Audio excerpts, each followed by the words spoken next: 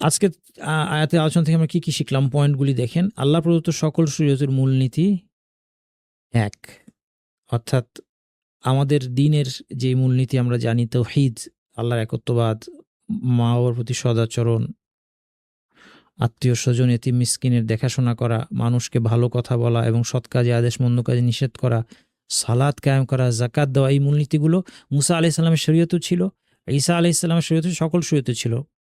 কারণ সকল শরীয়ত যেগুলো আল্লাহর কাছ থেকে এসেছে সবগুলোর মূলনীতি একই।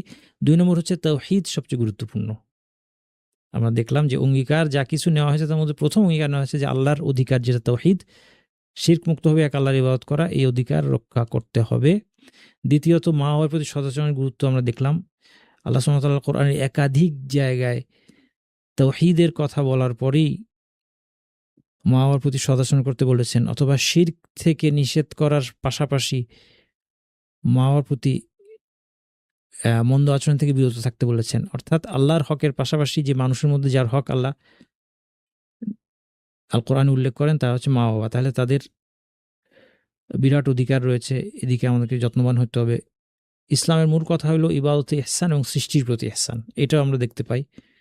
আল্লাহর ইবাদত করো, তারপরে সালাতের কথা দেখলাম, এগুলো কি আল্লাহর প্রতি ইবাদতের মধ্যে ইহসান। এটা হচ্ছে আল্লাহর অধিকার আদায় করা, আল্লাহর হক এবং বান্দার হক। এই জন্য মা বাবার প্রতি সদাচরণ পাশাপাশি এসেছে। এতিম মিসকিন তাদের কথা এসেছে, তারপর মানুষকে সৎ কাজের মন্দ কাজে নিষেধ দেওয়া, জাকাতের কথা এসেছে, সালাতের পাশাপাশি জাকাত। আপনি সবসময় দেখবেন যে আল্লাহর হক এবং বান্দার হক মিলেই ইসলামের শিক্ষা। মুসলিমদের অন্তর্দ্বন্দ্ব উম্মাতের লাঞ্ছনার কারণ এবং শরীয়তের খণ্ডিত আনুগত্যের পরিণাম অত্যন্ত মন্দ। এটা হচ্ছে সবচেয়ে কমন শিক্ষা যেটা আমাদের এই আয়াতগুলো থেকে নিতে হবে, যে আমরা সবাই আসলে প্রশ্ন করা না করে বরং আমরা স্বীকার করি যে আমরা কিন্তু আমাদের অবস্থাটা কিন্তু তাই।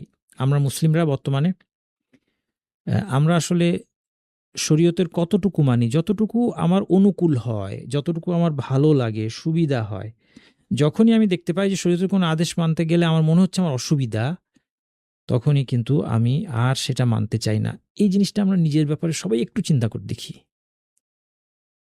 হ্যাঁ, এটা প্রত্যেকে আসলে আমার নিজের হিসাবটা আল্লাহর সাথে মিলাইতে হবে। হ্যাঁ, আল্লাহকে ফাঁকি দেওয়া যাবে না। নিজেকে ফাঁকি দিয়ে আত্মপ্রবঞ্চনা করে লাভ নাই।